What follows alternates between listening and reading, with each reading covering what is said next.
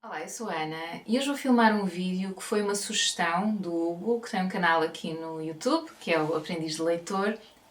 Isto veio a propósito de um vídeo que eu publiquei no dia 24 de Abril, que era sobre o 25 de Abril, a conquista da liberdade cá em Portugal, ou a libertação do fascismo. E ele colocou-me uma questão que eu achei muito interessante. Pronto, eu quis ler um bocado sobre o assunto, aquilo que eu entendi da questão, mas eu vou-vos ler a questão. O comentário era um bocadinho mais longo, mas eu retirei a parte em que ele coloca a questão, em que ele diz: levanta-se uma outra questão pertinente, que é a eliminação dos espaços para as mulheres em países denominados desenvolvidos pela indivisão, por exemplo, das casas de banho em espaços públicos, tais como escolas, entre outros. Pontos de partida diferentes, ainda assim convergentes.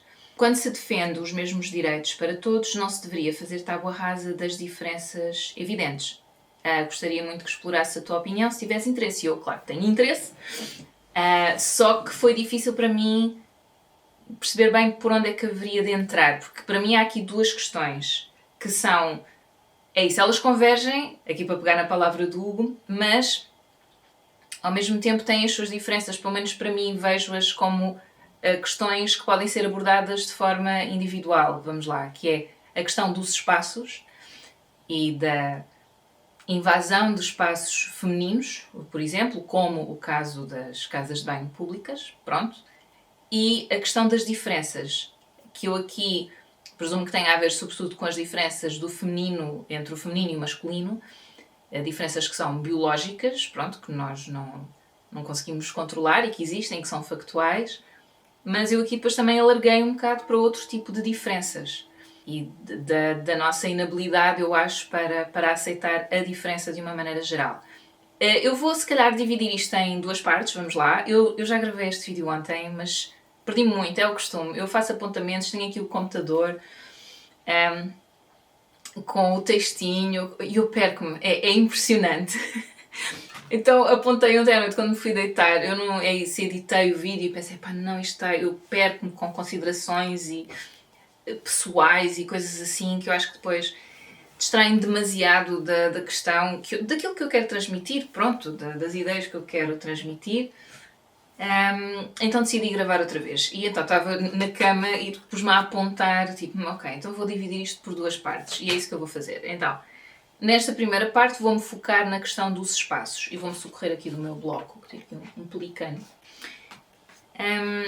Então, em relação às casas de banho, isto tem sido um tema um bocado recorrente, com aquela questão de pessoas que são trans, ou de pessoas não binárias, ou que têm orientações sexuais diferentes, ou que se identificam de forma diferente, partilharem diferente da norma, não é? E eu acho que aqui essa é a base, essa é a questão. Existe uma norma, existe um padrão.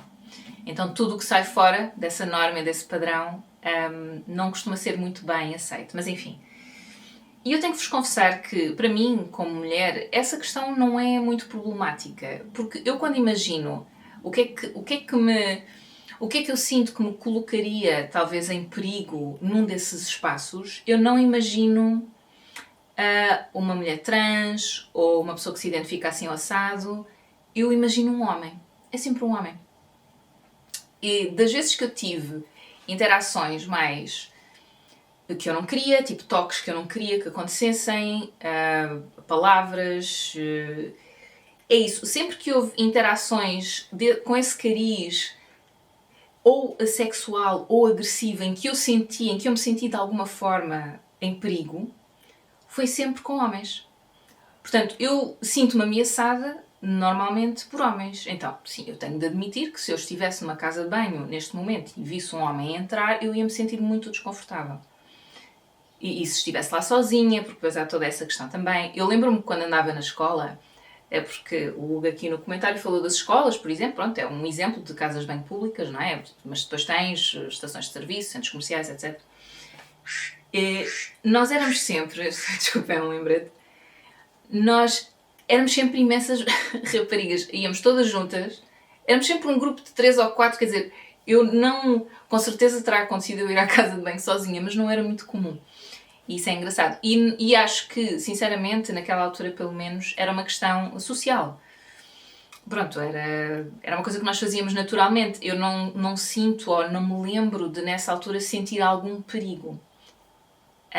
Quando eu comecei a sentir que a minha situação e a situação das minhas amigas, raparigas, não é? Era diferente dos meus amigos, dos rapazes, foi ali, talvez, na pré-adolescência, que foi quando tu começas a desenvolver-te e começas a ouvir comentários. Gajos que passam por ti na rua, como é que se chamam aqueles que se exibem, exibicionistas no parque? Eu lembro-me que havia um parque mesmo à frente da minha escola e eu tinha que o atravessar. Eu não tinha que o atravessar, mas era o mais prático. Para quando ia a caminho de casa, deixei de o fazer. A menos que fosse acompanhada com uma data de gente e à volta, porque tive essas interações. Discotecas, quando saía à noite, tipo, pessoas, gajos persistentes, em que tu mostras que não estás interessado e eles são persistentes, são chatos. Ou seja, eu muito cedo comecei a perceber que não são coisas que te ensinam. A mim os meus pais nunca me ensinaram isso, nunca me disseram: Ana, tu por seres rapariga corres perigo ou corres mais perigos, vamos lá, na vida do dia-a-dia. Havia aquelas coisas gerais, não é? Não falar com estranhos, quando és criança, porque eu ainda sou dos anos 80, então ainda ia para a rua brincar, etc, etc. Então havia aquelas recomendações. Mas recomendações específicas por eu ser mulher, foram coisas que eu fui aprendendo à medida que fui crescendo. Eu posso estar a ser injusta, mas eu não me lembro dos meus pais me dizerem, mas nem é uma questão de ser injusta, porque por outro lado também é bom, porque me deram essa liberdade, não me disseram logo: olha, tu por seres mulher corres mais riscos na sociedade em que nós vivemos, que é um bocado violenta e normalmente a violência vem dos homens, e isto é estatístico. É óbvio que existem mulheres que são agressivas e que praticam crimes, etc. Sim. Mas, estatisticamente, e eu fui à procura na internet, fui ao ChatGPT e tal, e de facto, estatisticamente, a prevalência está do lado masculino. E eu às vezes tenho pena que nestas questões, por exemplo, quando se coloca esta questão de o meu espaço ser invadido, lá está, que para mim, ou seja, para mim não muda nada. Eu sempre existiu este medo, ou está lá sempre um bocadinho de e se entra aqui um gajo, e se não sei o quê, e eu tenho que estar atenta, ver se está uma casa bem fechada, eu vejo ao lado da única que está aberta, imagina, eu vejo se está lá alguém ou assim. Já me aconteceu, mas agora não me lembro se foi na escola, se foi numa estação de serviço, que era um gajo que andava tipo a tentar espreitar por cima das casas de banho. Ou seja, esse perigo para mim, e eu diria que para muitas mulheres, esteve sempre presente. E não acho que seja, pelo menos para mim, mas aí é uma coisa pessoal, não é uma coisa que de repente fala-se de estas questões que têm surgido de identidade de género, etc. E eu de repente, meu Deus, fico com medo. Não. Para mim, esse receio sempre existiu e nunca veio por essa questão de pessoas que se sentem diferentes e que se expressam de forma diferente. Eu nunca senti esse perigo desses grupos. O perigo sempre existiu, pelo menos para mim, por parte do grupo masculino. Pronto. Então, eu às vezes sinto que a questão não é bem explorada nesse campo. Ou seja, para mim, a exploração que se deveria fazer desta questão devia ser: porque é que as mulheres se sentem inseguras? De uma maneira geral. Porque é que eu sinto que não posso sair à noite e andar sozinha à noite, dar um passeio, apetece-me apanhar ar fresco e tal, mas sozinha é melhor não. Porque é que eu não posso estar à vontade numa discoteca, porque é que eu não posso me vestir de uma determinada forma porque sei que vou ouvir cenas nojentas e não sei o quê. Eu gostava mais que a discussão fosse por aí. O que é que acontece na educação destes homens? Porque, é assim, não me venham dizer que é biológico, eu não acredito nisso. Há muitas emoções que eu sinto e muitas vontades que eu sinto de esbofetear alguém que me está a irritar e não o faço, porque acho que não contribui nada para a situação, vou piorar a situação, não vou invadir também se me sinto rejeitada por um homem, quero lá saber, pronto, então fico triste, se calhar fico triste, fico revoltada, pode acontecer, mas não me interessa também ao mesmo tempo estar com uma pessoa que não quer estar comigo, estão a perceber? Então, eu acho que há aqui alguma imaturidade emocional. Eu não acho que seja uma questão biológica. Não é? Porque eu lembro-me quando andava no liceu, havia uma altura, não sei se já falei disso aqui no canal, desculpem-me, as minhas histórias às vezes repetem-se um bocadinho para quem me segue há algum tempo, mas havia um corredor no meu liceu, entre o 10º e o 12º, em que nós sabíamos que numa determinada hora era uma turma sobretudo de rapazes, portanto aqui já estávamos divididos por agrupamentos ou por áreas, então era uma turma de desporto, que era quase só homens, e depois isso é engraçado, que é também o espaço masculino, onde é que se juntam mais, em que áreas é que se juntam mais, e os espaços femininos também, não é? Mas enfim, não interessa, estou-me a perder.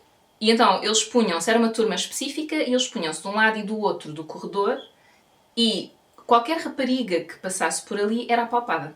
Porque eles apalpavam de um lado e do outro, era nojento, estão a perceber? E no liceu onde eu andava havia um contínuo ou uma contínua de um lado e do outro desse corredor, ou seja, eles podiam intervir e impedir. Nunca aconteceu, pelo menos das vezes que eu lá passei. Aliás, eu acho que eu passei lá uma ou duas vezes, porque a primeira pensei, ai que horror, não sei o quê, passas a correr. Da segunda vez pensei, pá não, isto não é para mim. Então comecei a dar uma volta do caneco, às vezes por fora, a apanhar chuva e não sei o quê, para não ter que passar por aquele corredor. E nunca foi feito nada por parte dos adultos naquela situação para impedir aqueles rapazes de fazerem aquilo. E mesmo nós, as conversas entre nós era, ai, estão a passar aquela fase. Mas quer dizer, é uma fase em que invadem o teu espaço. Uma fase em que te tocam e tu não queres ser tocada. Ou seja, eu acho que isto depois é uma coisa também que se aprende ou que aprendem cedo que podem fazer determinadas coisas e que ninguém intervém. E eu, pessoalmente, havia muita coisa que eu fazia quando era mais nova e que achava quando era mais nova que agora que penso nisso até fico, que horror. Não costumava implicar invadir o espaço e tocar noutra pessoa, isso é uma coisa muito específica, sabem? E é muito... está muito carregada desta violência de género, eu acho, entre homens e mulheres. É muito raro ser ao contrário. Acontece, claro, mas é raro. E eu diria que... Pois é isso, tudo isto está carregado de muitas normas. Ou seja, eu estava a pensar, imaginem um rapaz que é abusado também, e isso também acontece por uma rapariga, portanto, depois se calhar vai ter vergonha de dizer, vai ter vergonha de assumir, se calhar vai ser usado. Então, isto é péssimo. Todas estas regras que existem, daquilo que deve ser um homem, daquilo que deve ser uma mulher, são péssimas para toda a gente. Não há, realmente, eu acho, muito lugar à aceitação do que é diferente daquela norma que tu estabeleces. Mas pronto, mas voltando a esta questão dos espaços, é isso. Eu sinto que o perigo que eu sinto agora com 43 é o mesmo perigo que eu sentia quando tinha 14 ou 15. Para mim não mudou nada. Estas questões de partilha de espaço e tal, ou são uma casa de banho é um sítio onde tu tens uma zona partilhada, uma casa de banho pública. Por norma, não são todas, algumas tens, é uma casa de banho e pronto, mas há alguns sítios que são realmente partilhados, tens vários cubículos, vocês sabem, não é? E partilhas a zona de lavatório. Os cubículos são fechados, podes trancar lá dentro. É claro que existem em muitas dessas casas de banho aquela parte aberta em cima, outras já não têm, é tudo fechado. Eu acho um bocado claustrofóbico, mas confesso que sim, acaba por ser mais seguro, não é?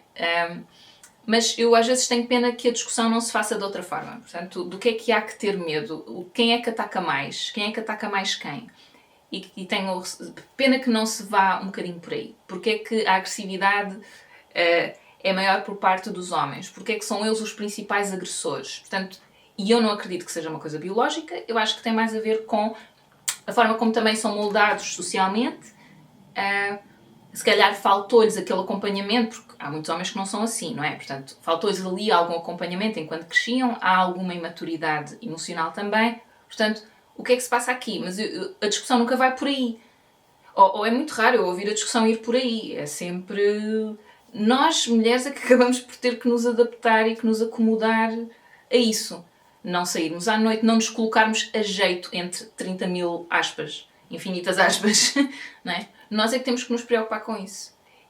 E é um bocado, mal a comparado, mas é como aquela coisa de quando há um caso de violência doméstica e a mulher é que tem que sair de casa e ir para um abrigo. Eu acho impressionante. Eu acho que de facto há uma tendência para proteger o agressor, nestes casos. Estou-me a perder outra vez, não é? Enfim. Mas acho que já disse, acho que já dei a minha resposta. Deixa-me só ver o que é que eu apontei aqui mais. Outra coisa que eu acho, e isso surgiu uma vez numa discussão com umas pessoas da família que estavam um bocado em pânico com esta coisa da partilha das casas de banho ou de alguém aparecer e dizer que se identifica de uma forma ou de outra forma.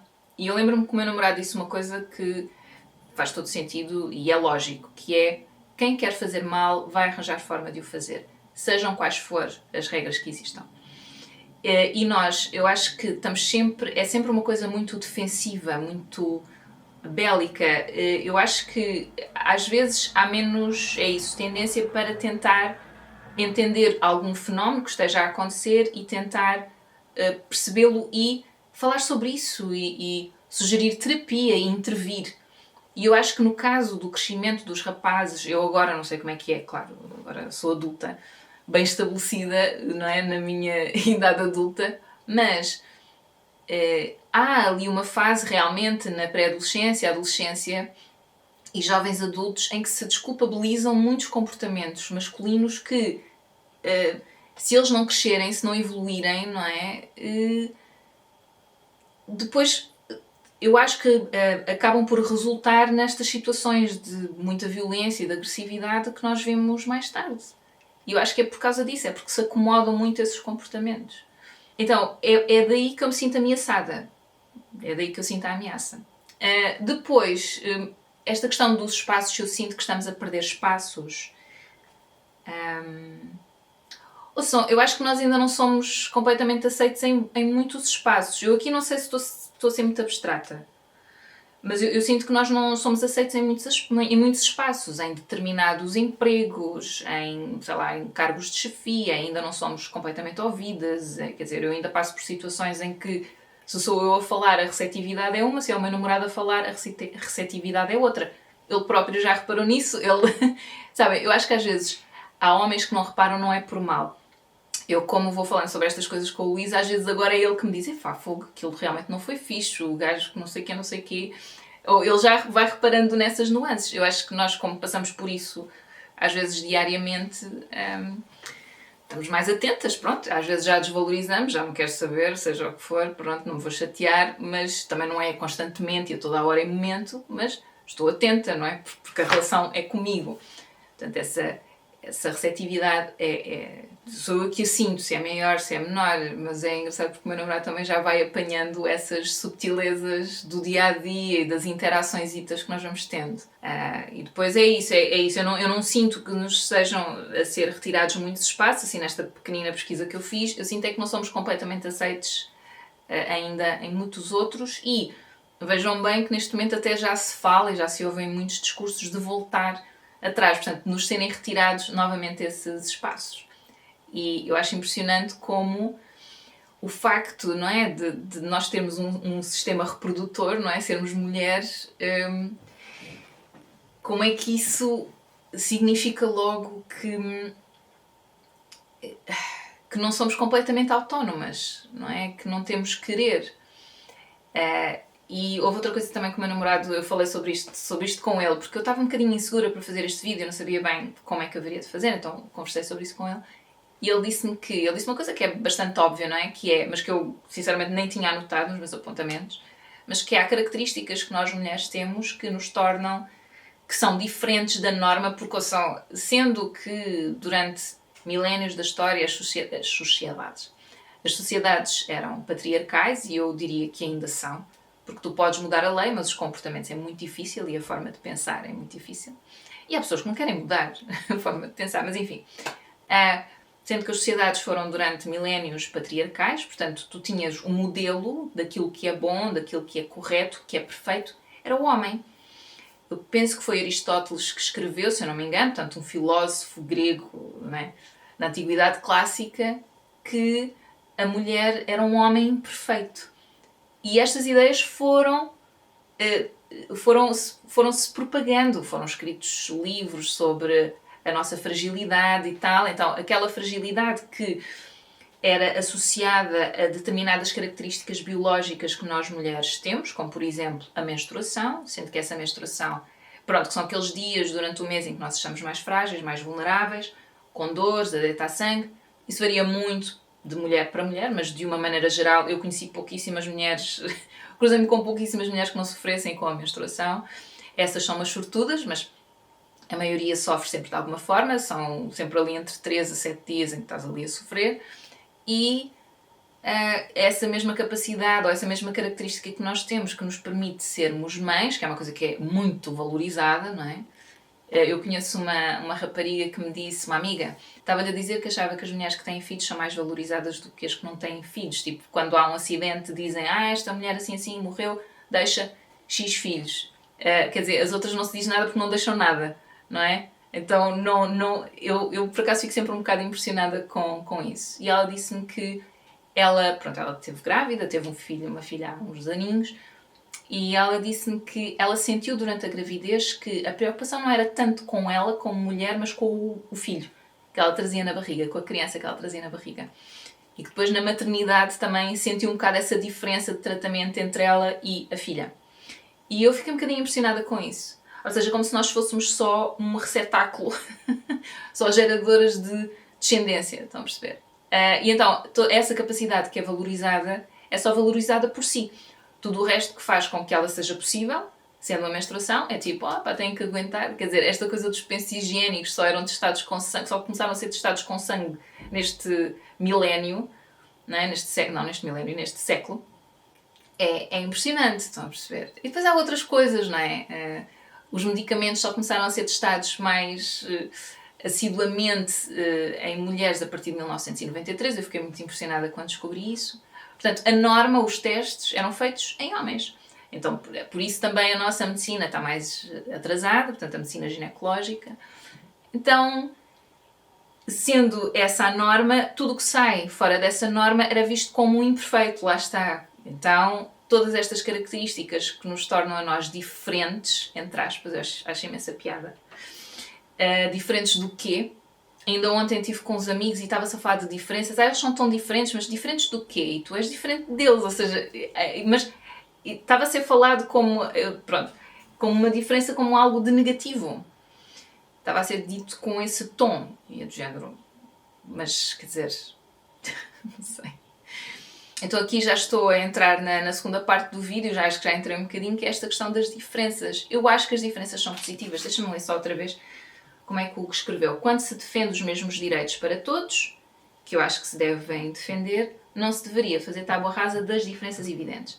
E eu concordo, claro, há diferenças evidentes, mas de que diferenças é que nós estamos a falar? Estamos a falar de diferenças biológicas ou estamos a falar de diferenças comportamentais, daquilo que nós absorvemos enquanto sociedade? E todos nós somos muito diferentes, não existe a mulher arquétipo. Quer dizer, foram sendo criados e ainda as pessoas falam, as mulheres são assim, os homens são assim, mas eu não acredito nisso porque existe imensa variedade e eu conheço mulheres que são muito diferentes de mim. Eu contei há bocadinho aquela história de que eu dava uma volta do caneco para não ter que passar por aquele corredor cheio de rapazes a apalparem raparigas. Eu tinha uma colega da minha turma, ela fazia questão de ir por aquele corredor e ouçam, era pontapés para todo lado, ela batia-lhes. E eles sentiam-se intimidados com aquela agressividade porque não estavam a contar. Eles estavam a contar com submissividade, assim, com passividade, não é? E então, nós somos todas muito diferentes. Eu não gostava de confronto, eu preferia não me sujeitar àquilo. Ela queria mesmo marcar ali uma posição. Não, vocês não podem. Isto é o meu corpo, não me podem tocar. Então, nós somos muito diferentes umas das outras, não é? Agora, existe uma maioria, a maioria são mais assim, somos mais simpáticas, sorrimos mais, não queremos chatear, não queremos incomodar. Porquê?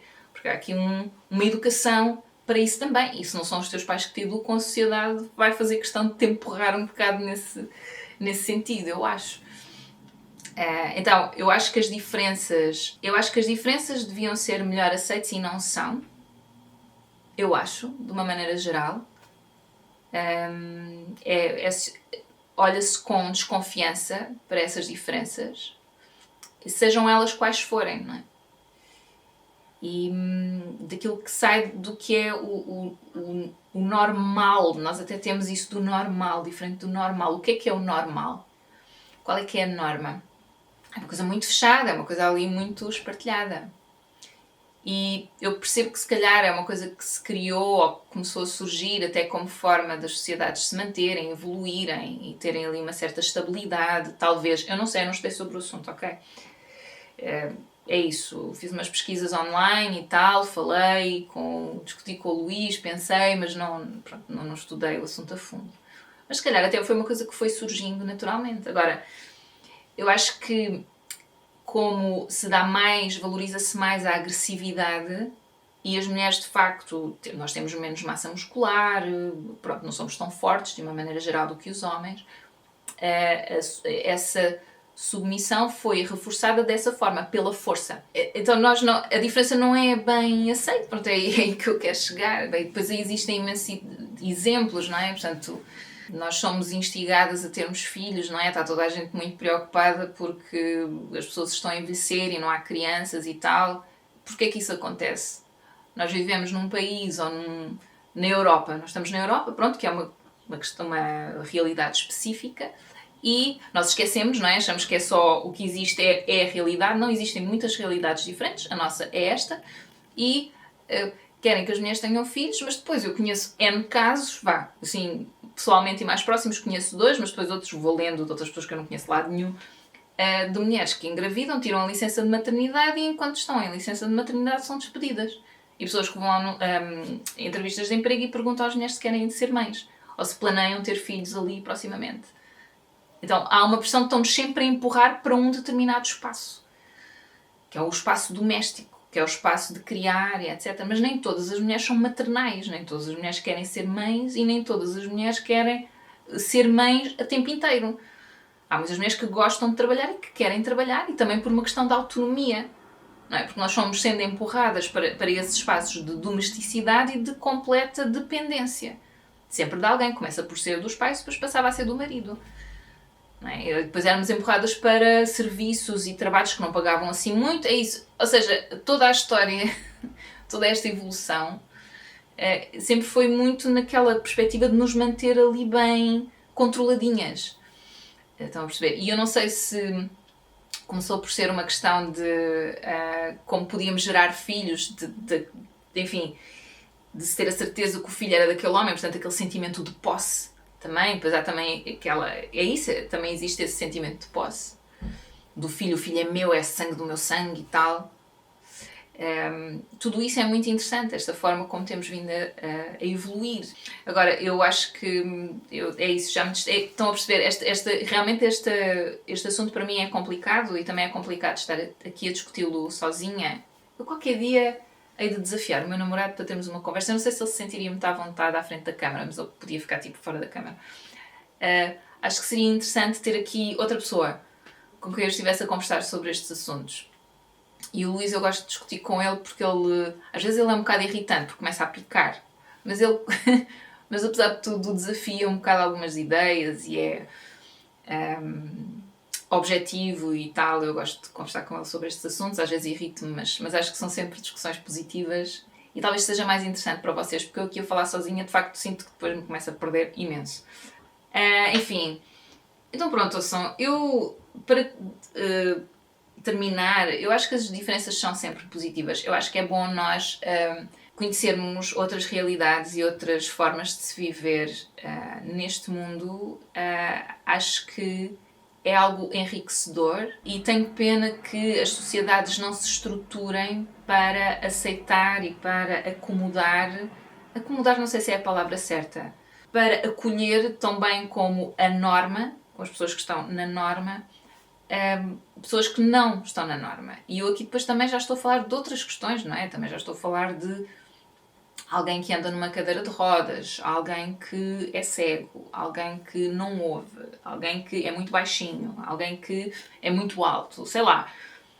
Eu tenho pena que as estruturas, portanto, aqui estamos a falar de ruas, de edifícios, de todos aqueles espaços que nós frequentamos sem pensar duas vezes e que pessoas que têm essas limitações, são só limitações porque não, as coisas é isso, não foram feitas para acolher pessoas que crias um padrão, porque torna a vida mais fácil, de facto sim, não é? Tens aquele padrão, tens as tabelas daquilo que é a altura média e a largura média de homens e mulheres e tal, e os edifícios e tudo são projetados dessa forma.